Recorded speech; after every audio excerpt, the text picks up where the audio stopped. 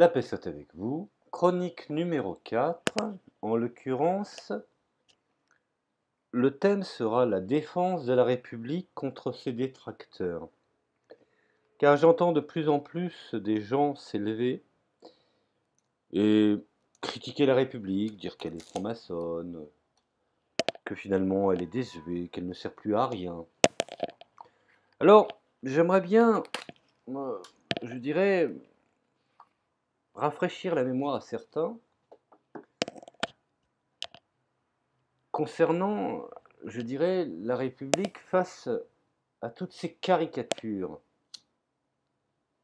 Quand je dis caricature, je ne parle pas des personnes, hein, je parle des caricatures pensives qu'on fait à l'égard de la République. Je suis profondément républicain et je soutiens la République, peut-être pas ce qu'elle est devenue aujourd'hui, mais dans son principe, et finalement au fond. Si le principe de la République n'était tout simplement l'humanisme en action. Alors je ne suis pas stupide, je sais que certains vont croire que je suis en train de faire l'apologie de Oui Oui au pays des jouets, ce que d'autres utilisent le pays des bisounours, mais c'est simplement une interrogation. Je me questionne et je m'interroge. Je ne suis pas rêveur, mais je peux considérer que nous sommes dans le concret, ou dans le concrètement exprimé. Revenons, par exemple, au CNR, on ne peut pas parler de plus concret. À la sortie de la Seconde Guerre mondiale, la France fut ravagée par le départ de l'armée allemande, et donc il y avait nécessité de reconstruire le pays. C'est pour ça que je parle de réalités certaines, telles que le Conseil national de la résistance, qui fut créé en 1943 et présidé bien entendu par feu Jean Moulin. Ce programme fut rédigé afin d'assurer, premièrement, l'établissement de la démocratie la plus large, en rendant la parole au peuple français par le rétablissement du suffrage universel. Alors après, on en pense qu'on en veut, on est d'accord, on n'est pas d'accord, mais en tout cas, c'était une réalité à l'époque. Deuxièmement, la pleine liberté de pensée, de conscience et d'expression. Troisièmement, la liberté de la presse, son honneur et son indépendance à l'égard de l'État, des puissances d'argent et des influences étrangères. Tiens, tiens. Quatrièmement, la liberté d'association, de réunion et de manifestation. Cinquièmement, l'inviolabilité du domicile et le secret de la correspondance. Sixièmement, le respect de la personne humaine, l'égalité absolue de tous les citoyens devant la loi. Alors, est-ce que cela est mal? C'est pour ça que je parle de caricature et j'invite les gens à s'informer et ne pas voir la République à partir de ceux qui nous dirigent aujourd'hui. Alors je dirais qu'au travers de ces exigences, des réformes indispensables qui devaient être promues à l'époque où tout a été mis à terre, à la fois sur le plan économique, par la lutte contre les féodalités industrielles ou financières, par une démocratisation des grandes orientations économiques sur le plan social, par un grand programme en matière de droits sociaux et de mise en œuvre de la sécurité sociale. Cela vous ne rappelle rien? C'est ce que Poutine fait en ce moment en Russie. Alors, certes, ce programme apparaît comme étant révolutionnaire aujourd'hui, mais souvenez-vous, il a été rédigé le 15 mars 1944, juste peu avant la libération de la France. Et il n'avait d'autre but que de reconstruire la République qui avait été, je dirais, salie par l'État français. Et surtout, ce rétablissement dans toutes ses ambitions sociales. Alors De Gaulle, qui fut un grand homme, alors après on peut en discuter, pas parfait, mais en tout cas à la lumière de tous nos dirigeants après lui, il n'y a que sa tête qui dépasse. Donc De Gaulle mettra en œuvre effectivement partiellement ce programme à partir de 1945. Alors aujourd'hui, il sert cette cause de la même façon en nous rappelant, dans la tension générale, ce qu'on peut légitimement exiger ou espérer de la République. Il est comme un livre de chevet républicain qui ouvre de part en part la compréhension, je dirais, d'une métamorphose spectaculaire du système politique français. On dirait, cela dit, cela va de soi, que dans son contenu, ce texte est également un appel à l'universel. En plantant le décor, je m'aperçois qu'il est d'autant plus essentiel de revenir à des textes fondamentaux qui ce sont eux qui rythment l'histoire de la République et qui permettent de lire de façon scientifique. À l'heure où la République est souvent décriée, banalisée, bafouée, parfois insidieusement attaquée, il importe de rappeler autant ce qu'elle n'est absolument pas et ce qu'elle est réellement. Alors, je vois que l'effet de mode est très prépondérant et il se développe depuis quelques années, en effet, de rendre les principes républicains responsables de tous les drames du 19e siècle et du 20e siècle. L'État français étant systématiquement assimilé à la République, ce qui est une insulte.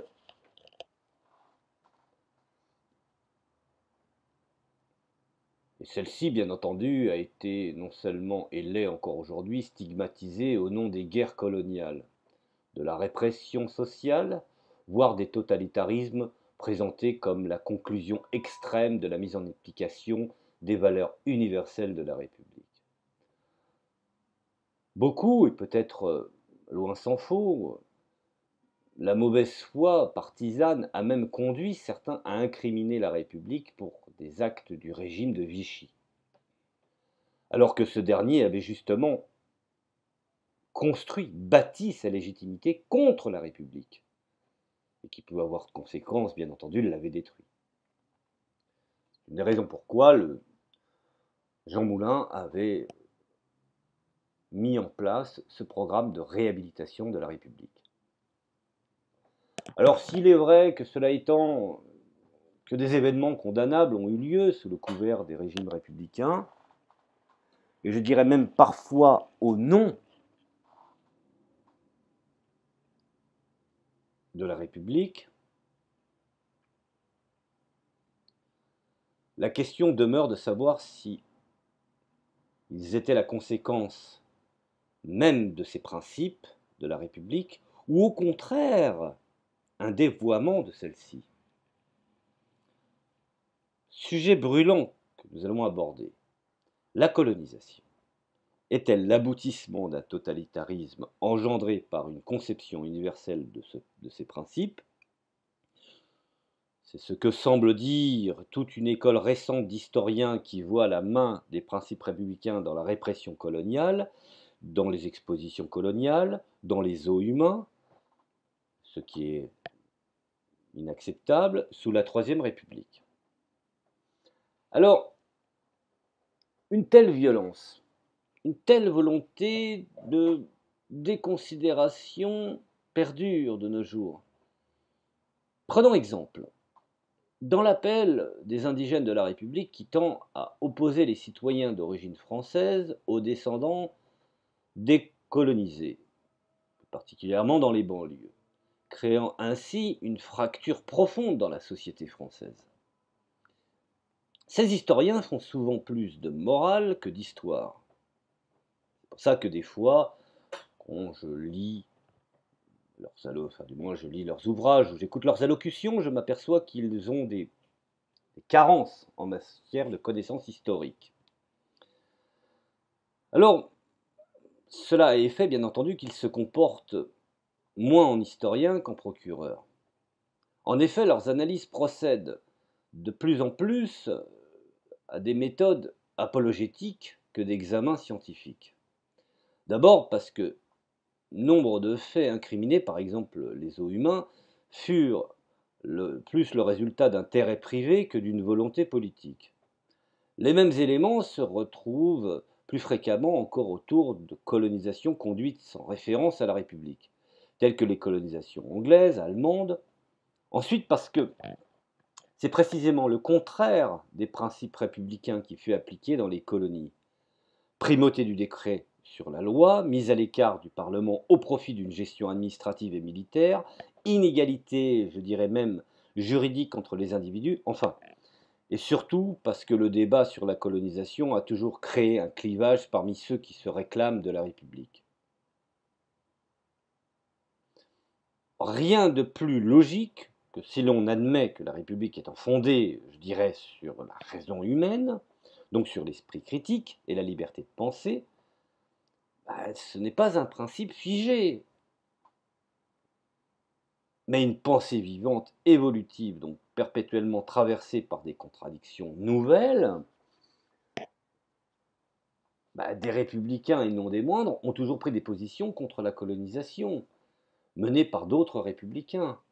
Citons au début de la colonisation le fameux discours de Georges Clemenceau du 31 juillet 1885, souvenez-vous, contre les interventions coloniales de Jules Ferry.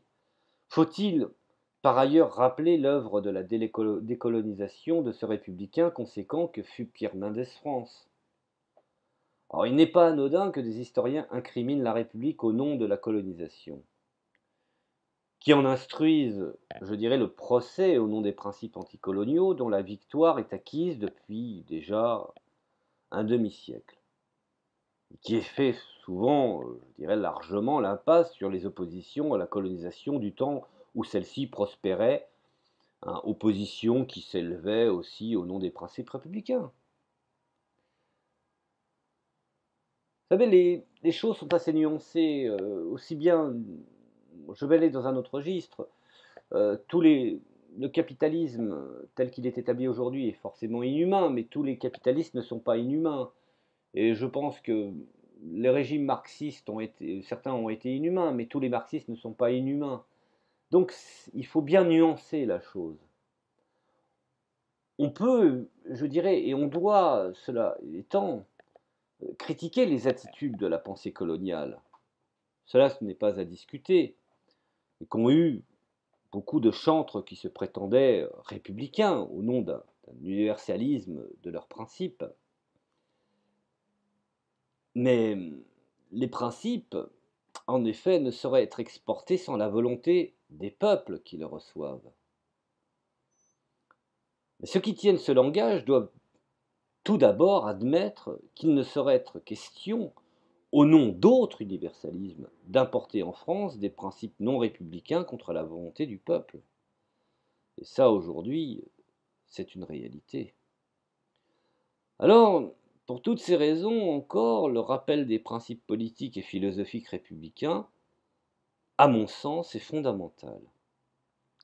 Les citoyens de la nation doivent tout d'abord recevoir le meilleur nom de la liberté, égalité et de la fraternité, à ne pas confondre avec la liberté, égalité, supermarché. C'est ce qu'aujourd'hui on veut nous vendre. Goûter principe fondamental qui est l'amélioration du vivre ensemble, tendre au devenir un, participer à un projet social bénéficiant à tous et partager le bien-être de l'appartenance à la cité.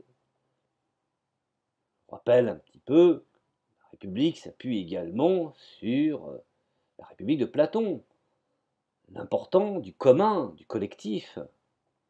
Alors il y a donc dans le projet républicain non seulement du droit, de l'éthique, de l'économique, du social, mais aussi ce qui le sauvegarde intérieurement, une part d'esthétique. Je vous renvoie à Hegel là-dessus. L'esthétique a aussi sa dimension, je dirais, irrationnelle dans l'esprit des individus. Alors un gouvernement doit savoir gouverner, pas seulement gérer. Ce n'est pas un responsable des stocks. Un gouvernement doit avoir une certaine forme d'intelligence face aux défis de l'avenir. Alors encore moins ces principes que nous entendons aujourd'hui, manager, c'est gouverner. Gouverner, c'est d'abord écouter. Et qu'est-ce qu'écouter finalement au fond? Si ce n'est que répondre par la suite aux aspirations des citoyens en recherchant l'intérêt général. C'est ainsi, en définitif, qu'un gouvernement républicain doit obtenir sa légitimité, afin que nul ne se sente exclu de la société, ni contraint par sa situation économique et sociale à ne pas exister. La République est ce régime, je dirais, politique, assurant la souveraineté d'un lien civil au profit de tous, le peuple étant l'ensemble des individus prêts à s'associer pour porter, je dirais, un projet dénommé intérêt commun. Alors certains disent oui, c'est du communisme. Oui, mais il n'y a pas que du mauvais dans le communisme. Comme il n'y a pas que du mauvais dans le capitalisme. Je sais que je vais faire grincer les dents de certains, mais voilà, je veux dire, il faut être nuancé. Je suis désolé, mais Rousseau, qui pour moi est une référence, c'est bien le contrat social de Rousseau qu'il convient de redécouvrir et de relire. Je vous renvoie à Clouscar là-dessus, et également à Dominique Pagani, qui ont réintroduit une nouvelle analyse de Rousseau très intéressante. Donc, non seulement il faut relire Rousseau, redéfinir, redécouvrir, réactualiser, pour mieux pénétrer ce pacte, je dirais, intercitoyen et l'esprit des Lumières qui le sous-tend. Alors les individus, selon cette approche, gagnent de la liberté en s'associant à leurs semblables ou à leurs corélégionnaires, leurs compatriotes. Et s'associer également, c'est participer à ce qui se passe en dehors de soi, bref, de la cité, et également sur le terrain du monde. Être citoyen, comme l'a fort développé Jean Jaurès, ce n'est pas déserter sa place d'individu humain dans l'existence collective, se savoir individuellement égal à tous les autres et être capable à tout instant de contestation et de revendication lorsque l'injustice et la négation de l'individu sont en cause. En République, la sécurité des individus est sauvegardée et l'État incarne par le biais de ses institutions les différentes, je dirais, faces de la liberté commune. Celle-ci allant de l'éveil de la culture au regard critique et également à la citoyenneté promue par l'école républicaine. Nombre de ceux sont sortis aujourd'hui de cette école. Alors il est très facile de cracher dans la soupe. Moi-même, je remercie l'école de la République.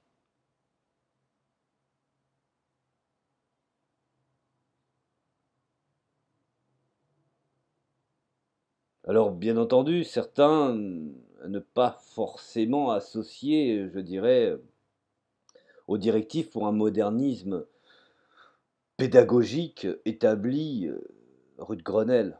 Hein, ça, il faut, je vous renvoie à Condorcet là-dessus. Le message est éloquent.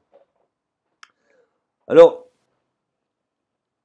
sans trop m'attarder, je voudrais dire qu'en même temps, la justice agit en République pour préserver les libertés fondamentales de tous.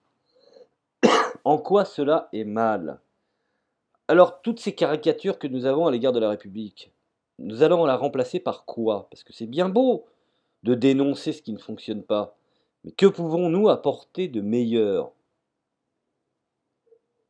Vous savez, la critique est facile, mais l'art est difficile. Aucune définition de la République n'est acceptable si elle n'a pour fondement la valeur humaine. C'est à partir de ce principe que se dessine, je dirais, l'horizon d'un humanisme politique. La vie collective se compose entre citoyens qui se côtoient comme semblables, quelles qu'elles soient leurs divergences d'opinion. Cette ambition, rappelez-vous, a été incarnée par Léon Gambetta, qui visait à ne faire que des égaux dès que chacun sort de sa maison. Alors en quoi cela serait tragiquement inacceptable? Je reprends le terme en latin res publica, qui a donc des racines. Elle ne naît pas de n'importe quoi. Le programme du Conseil national de la résistance posa les jalons, tout comme le firent à l'époque du contrat social de Rousseau.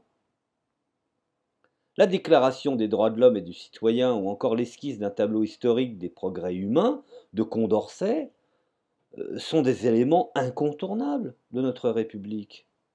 Mais est-ce que les gens aujourd'hui sont avertis, connaissent réellement ce qu'est la République et ce qu'est le message qu'elle a voulu nous faire comprendre? Il serait absurde d'effacer cet héritage.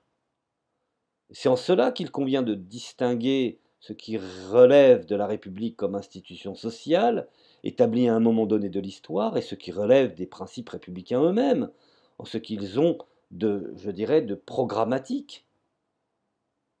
C'est la confrontation des deux qui permet de perfectionner les choses et d'aller de l'avant. Bref, la République n'est pas en cela différente de la démocratie, ou même des droits de l'homme. On cherche à l'atteindre sans jamais y parvenir. N'oublions pas que tous ces principes qui nous font avancer concourent effectivement à une certaine, je dirais, un certain désir d'utopie. Mais on ne peut abandonner comme référence simplement parce que cela est difficile à réaliser. Il est temps de porter, je dirais, un regard sur le monde et sur notre société, principalement de savoir répondre à ceux qui instrumentalisent la critique de la République pour aboutir volontairement ou non à légitimer premièrement une mondialisation de l'oppression ou à légitimer le diktat de certaines communautés. Alors, le monde qui se construit au nom de ces critiques est toujours plus divisé, toujours plus inégalitaire, toujours plus inhumain, hein, loin s'en faut. Et la République se présente comme un remède à tous ces maux, mais un remède qu'il convient d'élaborer et non d'espérer. Dans son principe et son institution sociale émancipatrice, elle donne les clés pour une vraie démocratie fondée sur des vrais droits du citoyen. Il n'est pas trop tard, et les citoyens ont le droit même, le devoir de demander aux politiques qui les représentent la réappropriation des pouvoirs qui leur sont confiés. La Marseillaise peut se chanter sur un autre son, voire même sur un autre ton. Il faudrait réactualiser Rousseau, réactualiser les présocratiques. Voilà, je vous remercie de m'avoir écouté. Je vous dis la paix soit avec vous.